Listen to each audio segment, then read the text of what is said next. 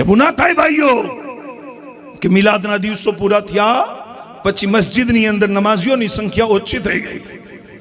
એવું ના થાય કે મિલાદના દિવસો પૂરા થયા તો આપણે સારાઓની સોબત મૂકી અને ગુનાહમાં પડી જઈએ. એવું ના થવું જોઈએ. એટલે ના થવું જોઈએ કે હુઝુરની ઝાત નૂર છે અને જો તું નૂરના કરીબ આવી ગયો છો તો હવે દૂર ના થાઈશ. જો હવે દૂર થાઈશ ને તો પાછી રસ્તો ભટકી જાઈશ અને દુનિયાના અંધકારમાં ખોવાઈ જાઈશ. જ્યારે તને માર્ગ એહદિનસ સિરાતલ મુસ્તકીમ નો મળી ગયો છે, હવે જાન જાતી હોય તો જાય, પણ મોહમ્મદ અરબીનો દામન હાથથી ન જવો જોઈએ. આ છે મિલાદનો મકસદ. આવી રીતના તમે આવતા વર્ષ સુધી પોતાનું શેડ્યુલ બનાવીને રાખશો ને, પછી આખા વર્ષની અંદર તમે હર પલ મિલાદને યાદ કરશો. પછી તમને 12 રબીઉલ અવ્વલ શરીફનો મહિનો પણ ખૂબ યાદ આવશે અને 12મી ચાંદ પણ ખૂબ યાદ આવશે.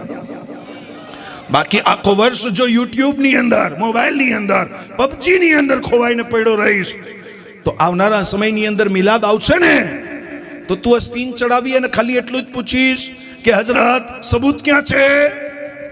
સબૂત જેટલા માંગે છે ને એ એવા જ માંગે છે જેમનો આખો વર્ષ ઇસ્લામ સાથે કોઈ સંબંધ ના હોય.